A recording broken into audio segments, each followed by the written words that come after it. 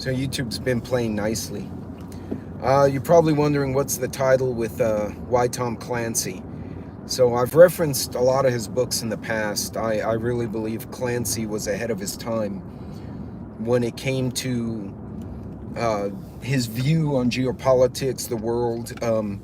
He came up with the book Net Force, which I've yet to finish reading, back in the 90s, about what basically would have been the bones of the NSA.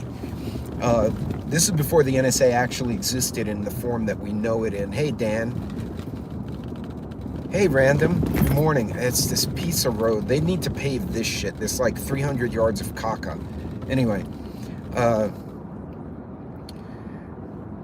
Clancy wrote a book called The Sum of All Fears. Hey, Pilgrim. Good morning.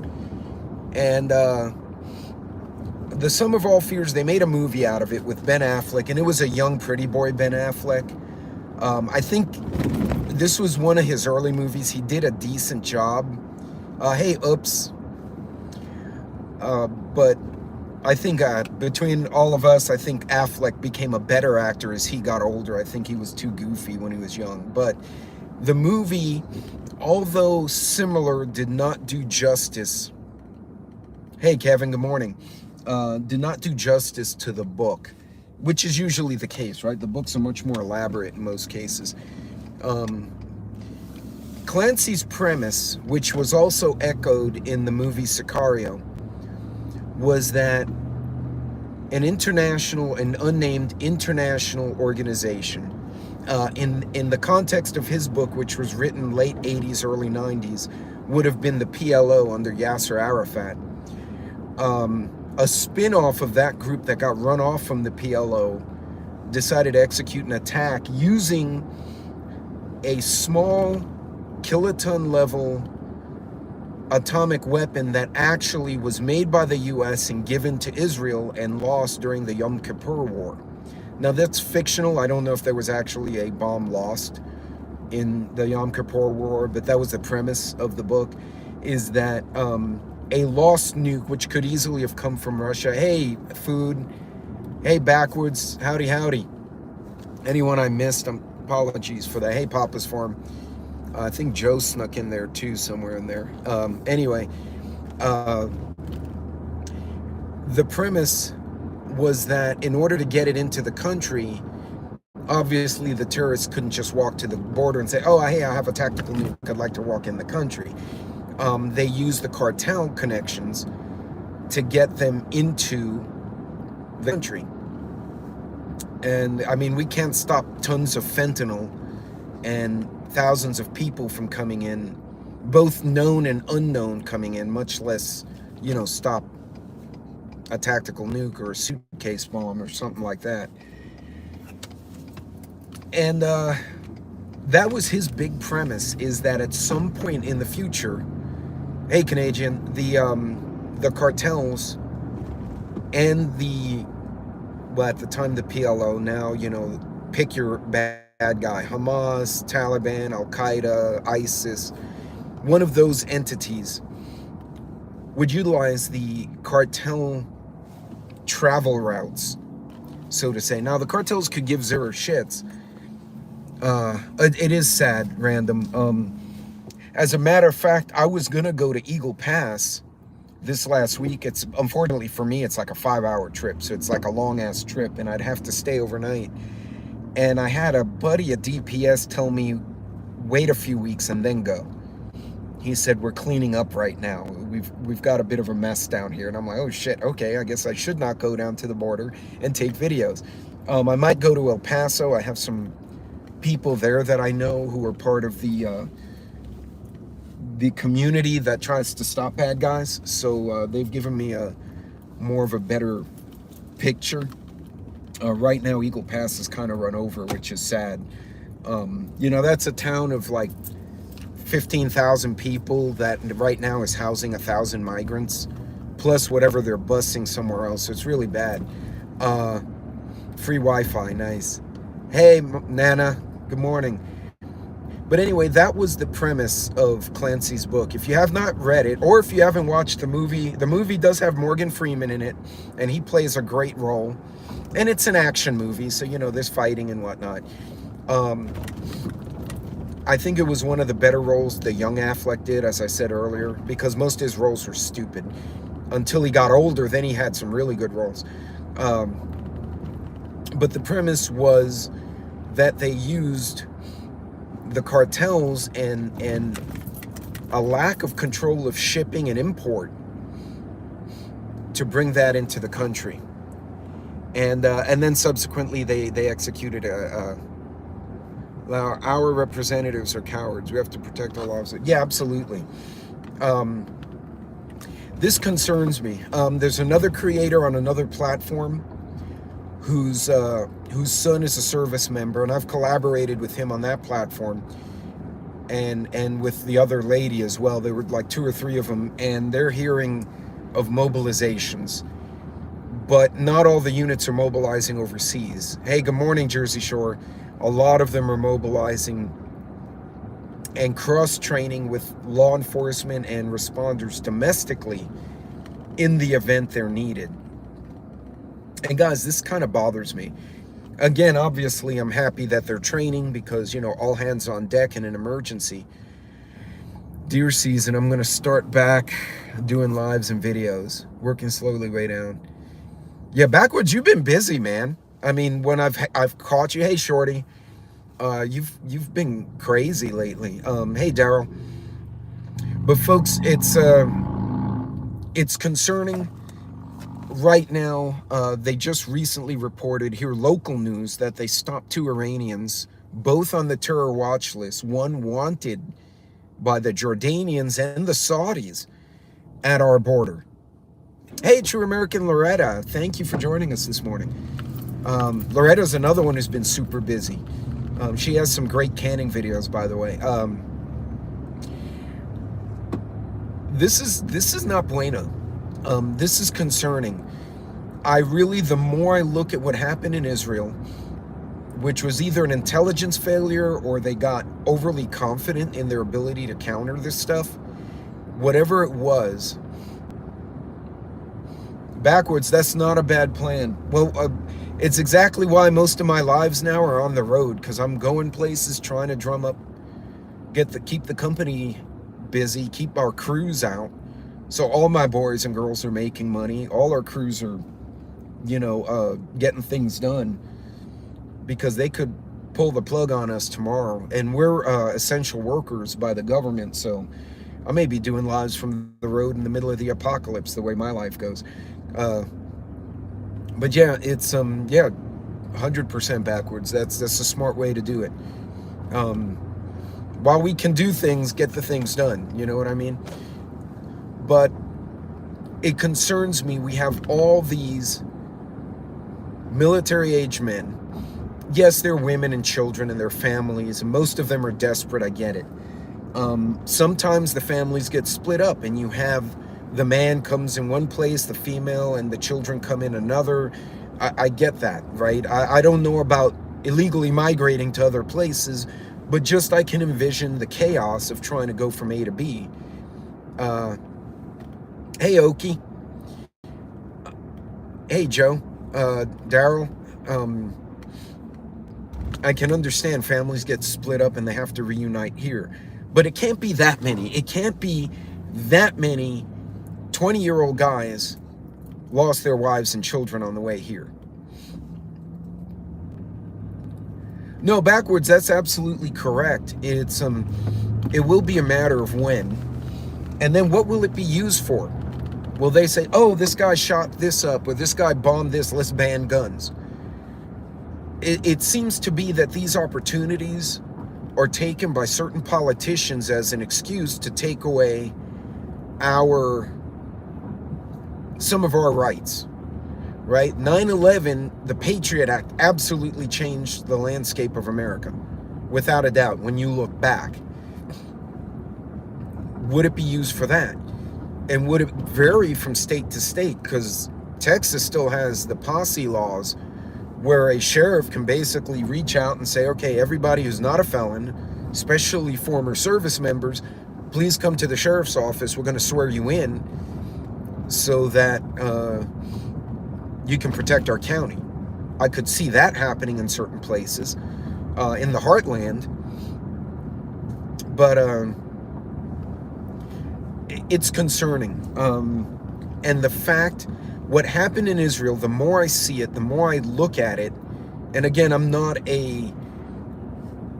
how would I say it, a asymmetric warfare analyst. I'm an engineer who likes to play with numbers and pay attention to things.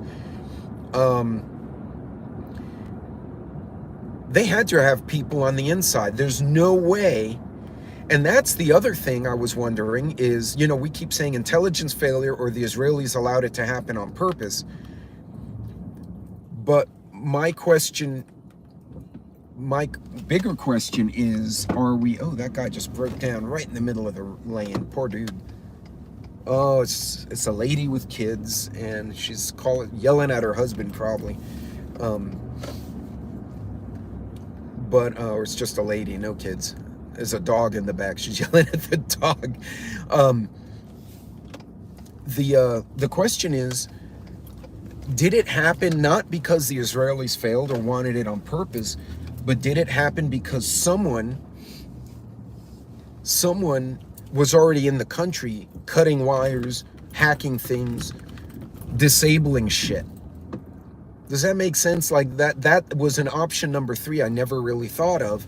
Because immediately, you know, being who we are, we like saying like either A, y'all epically screwed up, or B, you let it happen on purpose because you wanted an excuse to go punch Hamas in the eye. And both of those are completely possible. But what if it was option 3? What if, hey Jess, what if there were already operatives inside Israel, which wouldn't be a hard stretch, right? And they disable stuff. Why did the Iron Dome not turn on right away? Why did the towers not detect those drones coming over the fence to drop grenades into the automated domes? Yeah, exactly, Joe. But if Joe, think about it. If they had someone already inside who said, you know what, I'm going to cut the power lines here. I'm going to, I don't know, roadblock this cop. I'm going to set a dumpster fire, literally a dumpster fire, and force the cops and firefighters to go over there while we do something else here. Being who I am, I'm like, all right, the government let it happen or they screwed up epically. Both have happened in the past. But what if it was option 3? What if they had enough operatives already in country to disable just enough systems that it allowed Hamas to break through before the Israelis could react? It just had to slow them down. Think about it. The IDF was up these guys' ass within 5 hours, right? The IDF was quick in their response. But was someone in there? And then it begs the question, who's in here? Who's in America right now? You know, as the other creator, I shared one of his videos where he has, he's a speaker up in New York, and he says, who are these people? He says, they're on the Mexican border, but I don't see many Mexicans. They're not Central American. They're not Mexican. The El Salvador and the MS-13 guys, they have tattoos all over their face. They're kind of easy to see, right? They have like a little flag on them. But who the hell are the rest of them? They're coming from Iran, China, Russia, Afghanistan, Syria, Libya. You know, these are countries that don't like us because we went and fucked with them at some point, or the British fucked with them. Somebody pissed them off. It's concerning. Watch video yesterday. A guy in Israel said they keep getting hacked. Oh, yeah. I wouldn't surprise me. Boycott of imported weapon. They're overpriced garbage.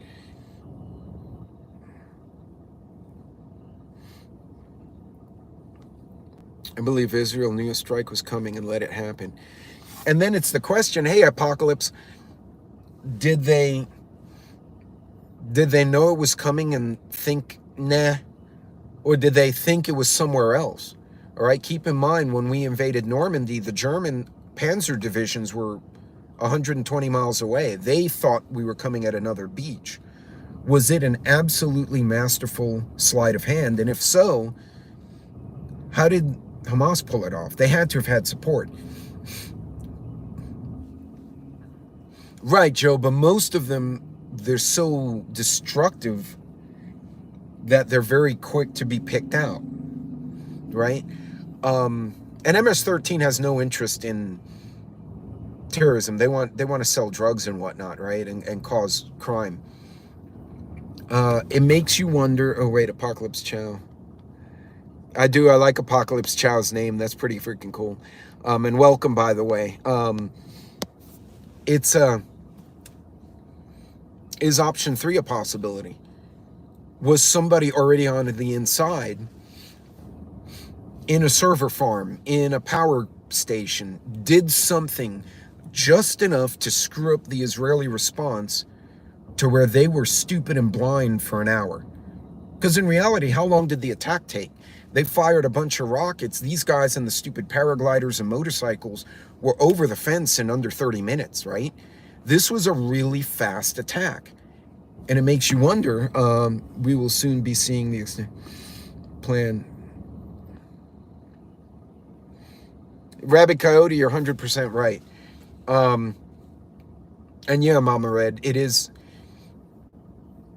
the radar system. Think about it. If someone took down, okay, so there was a reported hack. I don't know if anyone else has heard this. I heard it from only one source, so I cannot corroborate it, that one of the banking systems, not SWIFT, another one similar to the SWIFT where the ATMs work, went down this last week, and people couldn't get money out of the ATMs, and it was multiple banks being affected.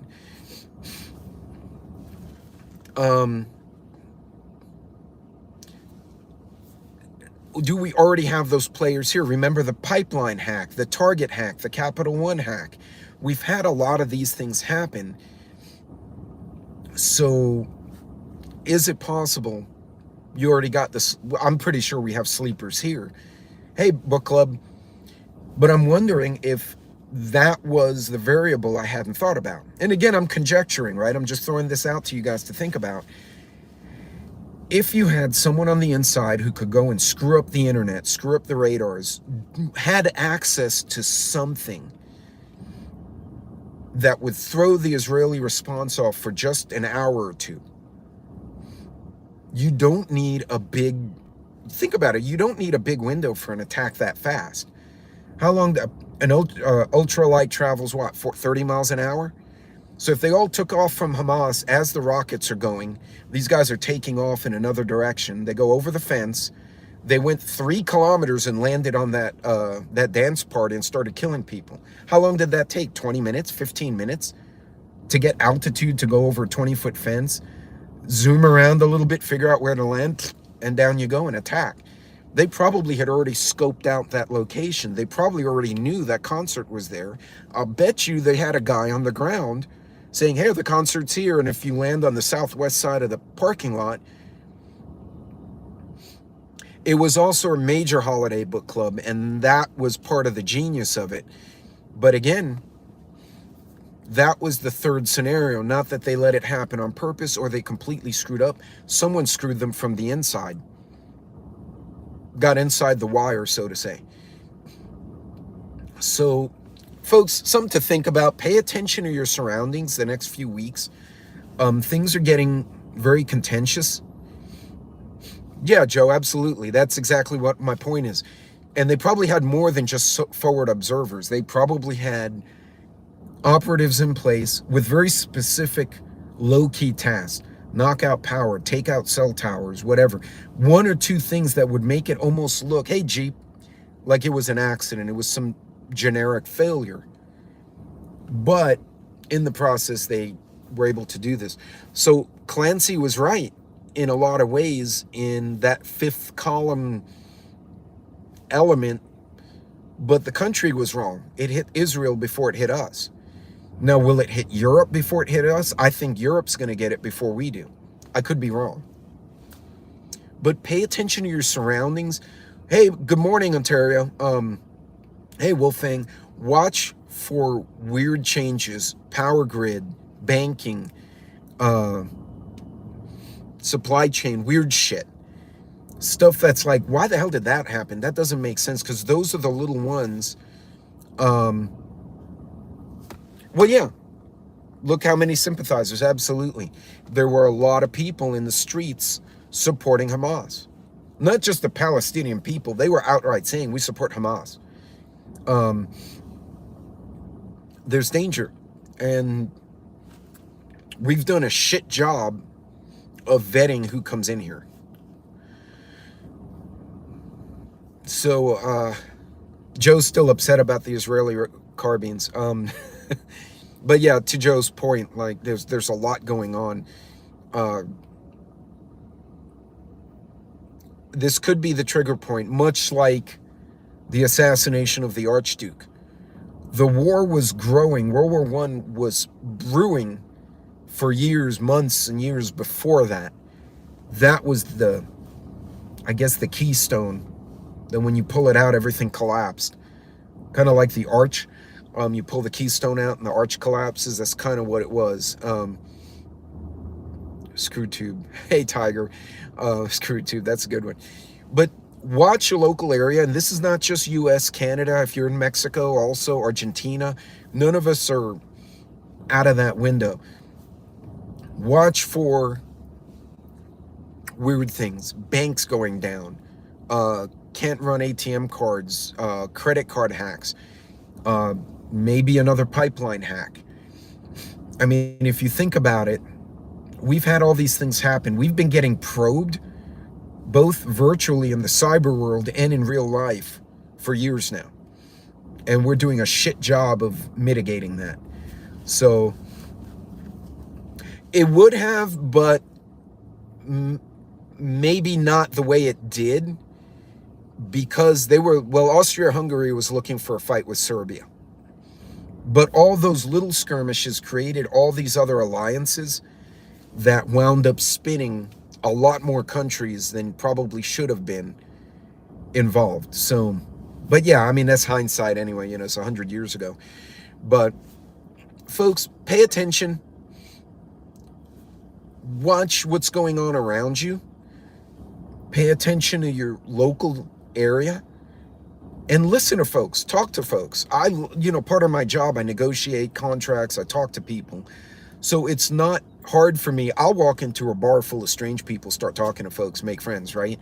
And then I start hearing shit. I can collect a bunch of information in the course of an hour, just walking around with a drink going, hey, at gatherings. Do the same, listen, see what's going on locally. And this is where that situational awareness can really come into play, is pay attention to what's happening around you. And it can make a huge difference for you. But anyway, folks, I wanted to leave you with that. Just a thought. Was it someone on the inside? Was someone on the inside turning things off, screwing with things? Yeah, Daryl, I covered that actually in another video, that the Kaiser, the King of England, and the Tsar were all cousins, which is messed up. But folks, be safe, stay observant. Don't panic, but watch what's going on, because when something different happens and you've been paying attention, you notice it very quickly, right? We get complacent when we see the same routine every day. Look for those changes in the routine of your area.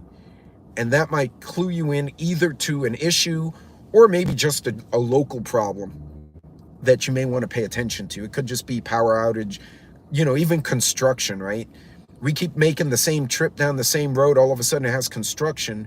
And what do we do? For the next 3 days, we get caught in the construction because we forget, because we get into that habit. So try to break that. But anyway, you guys be good, be safe, be careful, stay observant, and stay relaxed as much as you can. Stay aware. But keep doing what you need to do, as Backwards pointed out. You got to make money. You got to do repairs, store food, cook, whatever. Do it.